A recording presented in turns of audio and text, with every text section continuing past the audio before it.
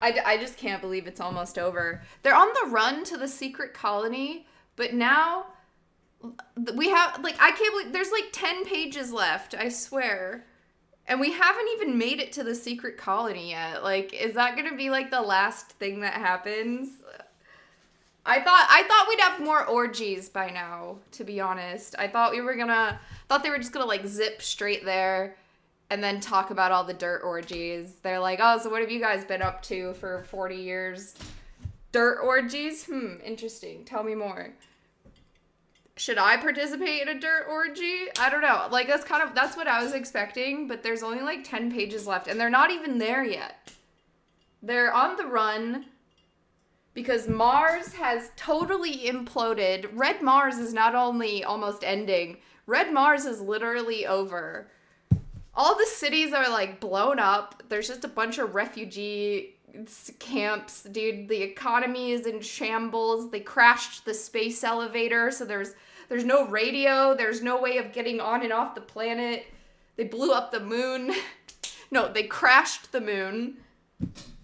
All the cities got popped like fucking bubbles. And everybody's dead or dying or you know, in danger of. Oh, and now let's talk about the book.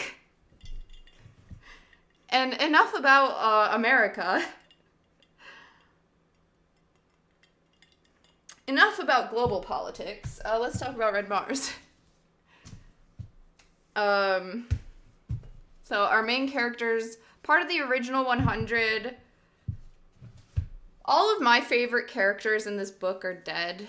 So now I have a new favorite character who's still alive. Her name is Anne. And Anne was a shining star in last week's reading. She is so over everything.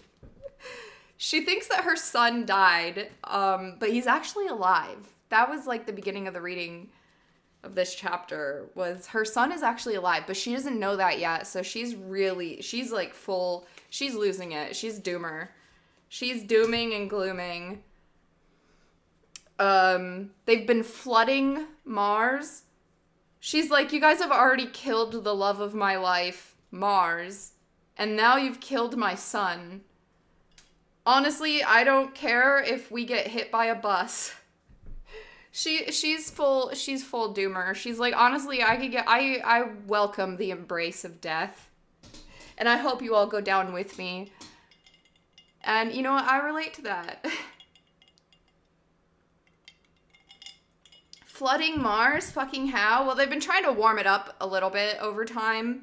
But actually, that has nothing to do with anything, because it turns out the underground aquifers, which are there's like basically underground, maybe you could say oceans. But anyways, there are terrorists. There are terrorists on Mars, and they're blowing up the cities, and they've ruptured the aquifers that are underground, and they've basically released underground oceans, which definitely are now. There are many cities underwater now.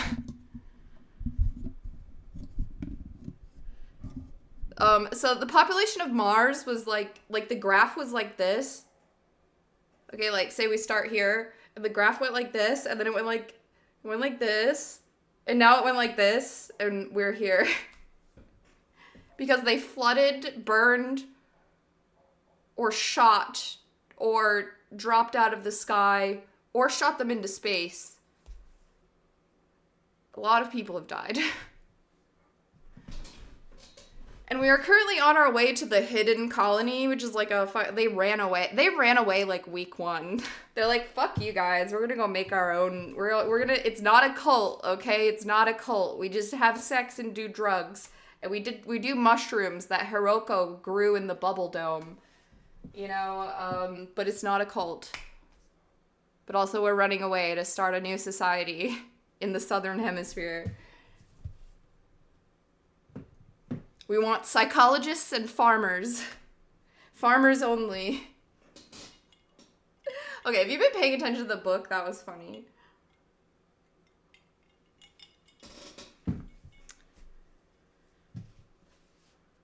And okay, so that was part of the summary that I've like I was improving, and I was also I had like a bare bones structure that I was trying to follow for my final summary.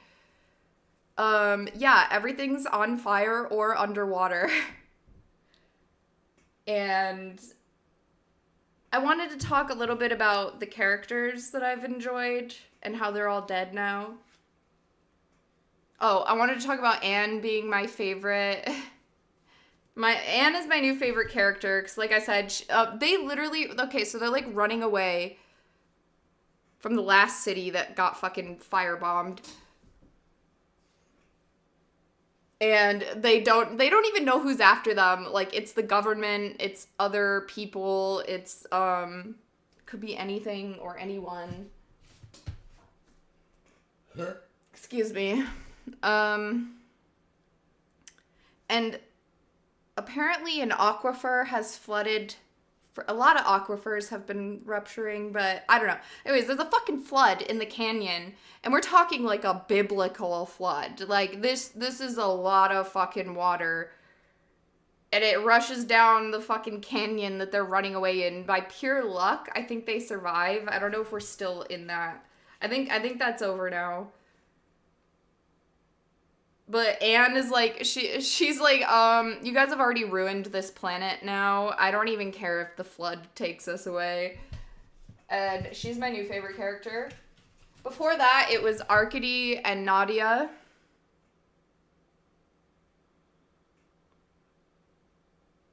But Arcady's dead. And Nadia's too lived up. Arcady and Nadia were, they're like the classic anarcho-syndicalist commie BF and lib engineer GF. Liberal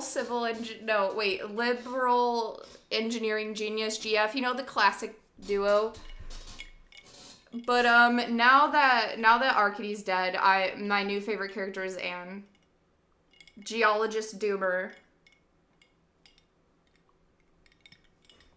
She's like, I hope this planet swallows us all whole and shits our bones out into space. Honestly, I don't care anymore. Let's go.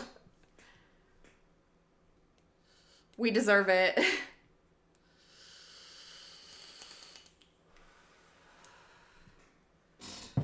And we don't know if Arcady was killed by the government. We don't really even know who the terrorists are. I think it's like half the government, half rogue insurgents. Arcady, my fucking hero, possibly killed by rogue insurgents. That's it. That's the whole summary. And now we're on our way to the secret colony, but we haven't gotten there yet, I don't think.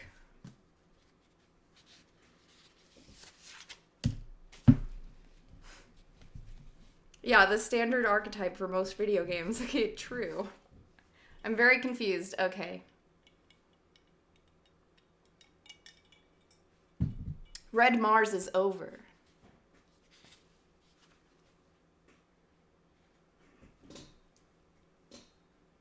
I don't expect people to understand, to be honest.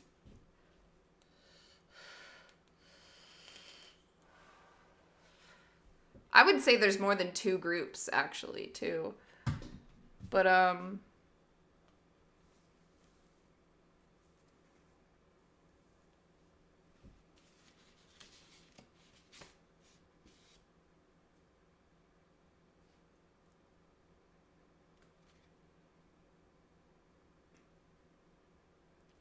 hello, Dedekind Music. I think I remember you. Good to see you again.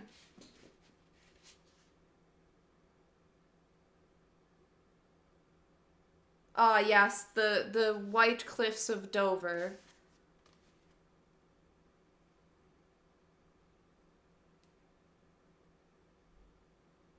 Progress was nerve-wrackingly slow.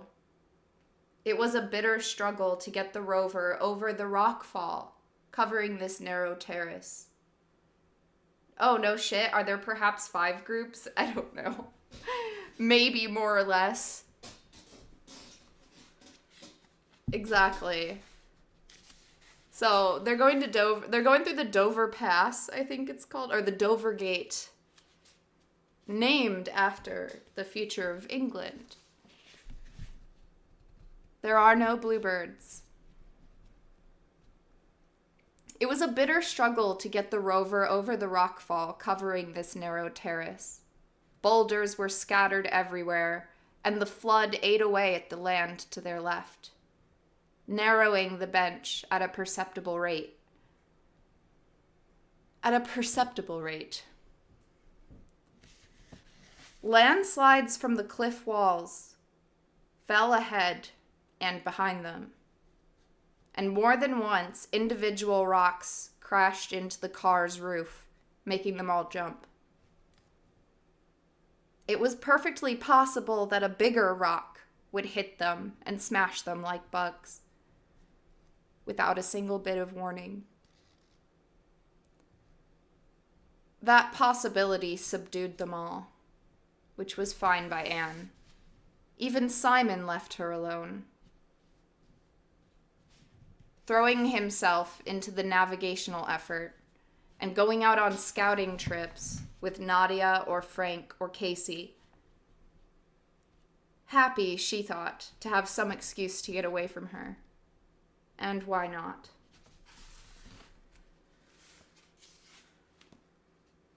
I think I started back too early, or too far. But oh well, I'm kind of enjoying it. There's only 15 pages left. They bumped along at a couple kilometers per hour.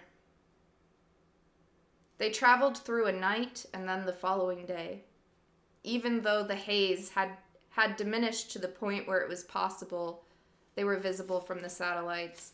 Oh yeah, they thought that all of the fucking bombing and fucking explosions and shit falling from the sky and shit being shot up into space and falling back to fucking Mars. They thought with all of that shit and all the fires, and the water, they thought there might be a chance that there could be another global dust storm, which there was a dust storm, like maybe around here in the book. But now they're like, oh, maybe this will cause another 8-year-long dust storm, and we can hide and we can travel during the day because the satellites won't be able to pick us up. But it was only dusty for a few days, and now they're indicating that the haze is lightening. Thank you, Lakewee. It's how I used to wear my hair when I was your age.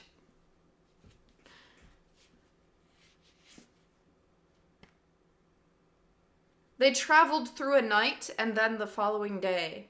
Even though the haze had diminished to the point where it was possible they were visible from satellites. There was no other choice. And then finally they were through the Dover Gate. And Coprites opened up, giving them some leeway. The flood veered a few kilometers to the north. At dusk, they stopped the car. They had been driving for some 40 hours straight. They stood up and stretched and shuffled around, and then sat back down and ate a microwaved meal together. Maya, Simon, Michelle, and Casey were in good spirits, cheerful to have gotten through the gate.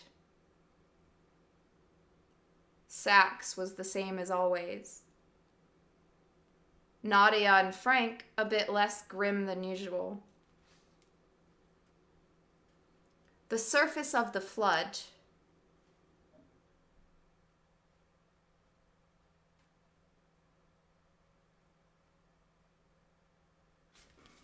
Sorry, I just had a brain fart. I mean, I'm thinking. That's what I call thinking.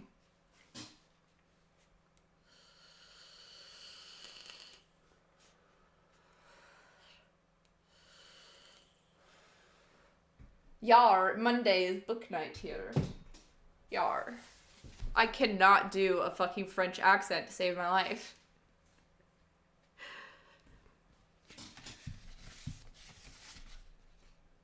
Ahem. And then finally, okay, they were through the Dover Gate, blah, blah, blah. Everyone looked a little more cheerful. Some a little less grim. The surface of the flood was frozen over for the moment, and it was possible to speak without hurting one's throat and still be heard. And so they ate, concentrating on the small portions of food, talking in a desultory manner. Late in this quiet meal, Anne looked around curiously at her companions.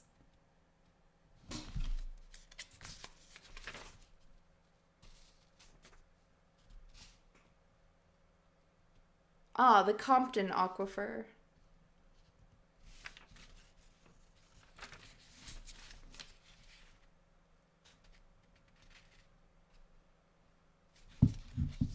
Sorry, I thought we were like in a different spot or something. I don't know. Maybe that was last. Maybe I'm getting the weeks mixed up because I haven't streamed since last Monday. It's so fucked.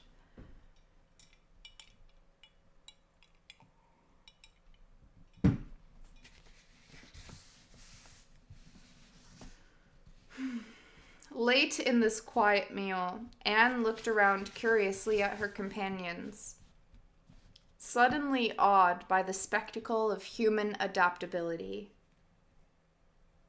Here they were, eating their dinner, talking over the low boom from the north.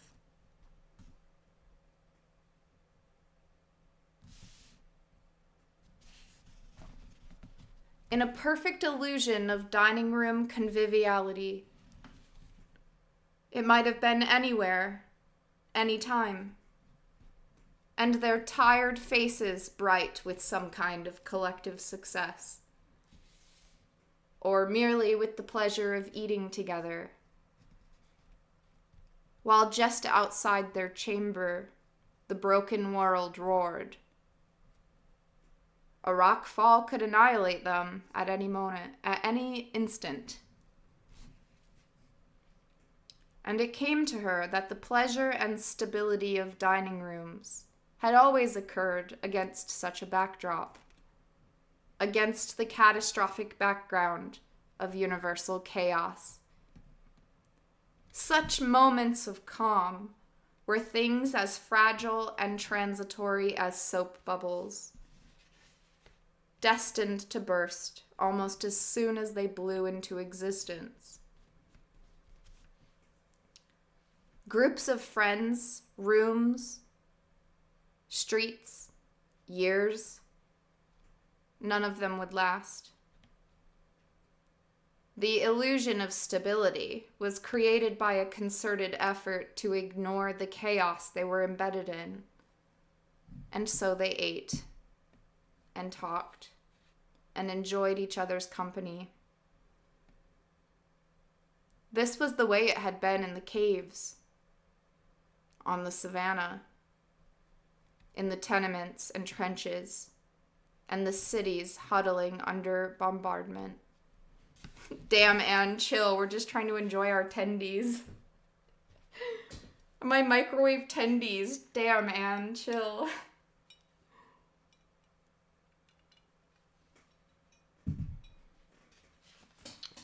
These piping hot chicken tendies are more chill than you, Anne.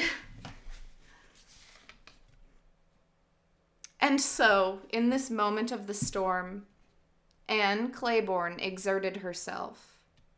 She stood up and went to the table. She picked up Sax's plate. Sax, who had first drawn her out, and then Nadia's and Simon's. She carried the plates over to their little magnesium sink, and as she cleaned the dishes, she felt her stiff throat move. She croaked out her part of the conversation and helped with her little strand to weave the human illusion. "A stormy night," Michel said to her as he stood beside her, drying plates, smiling. "A stormy night indeed." And that's where we left off last week. A stormy night indeed, but with a French accent. Oui, oui. I do the dishes.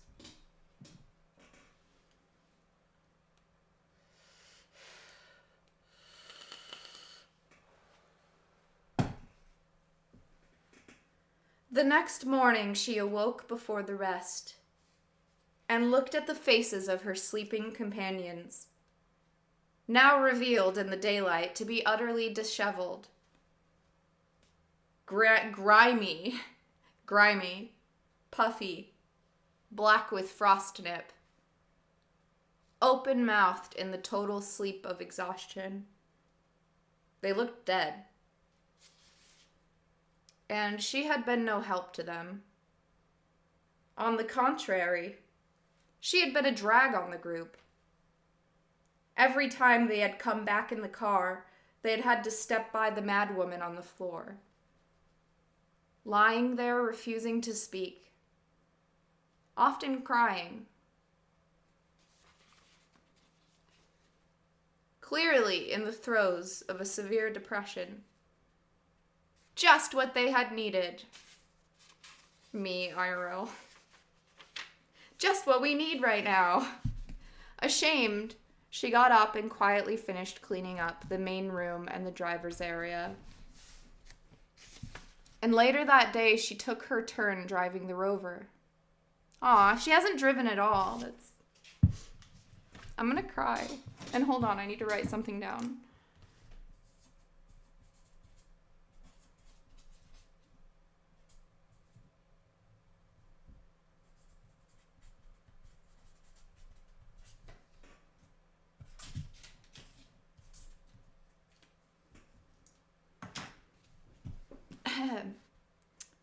I went to the diner for breakfast. All I got was an egg heated on a radiator.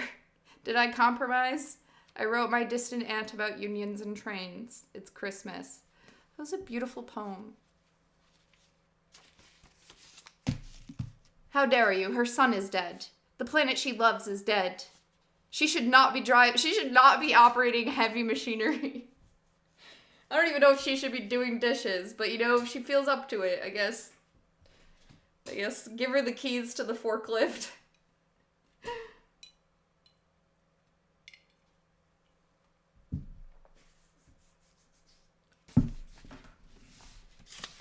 Let her have some dawn.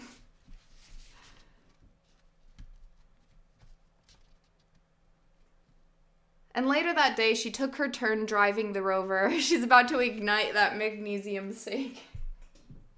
Okay, well, give her the keys, but don't give her any matches.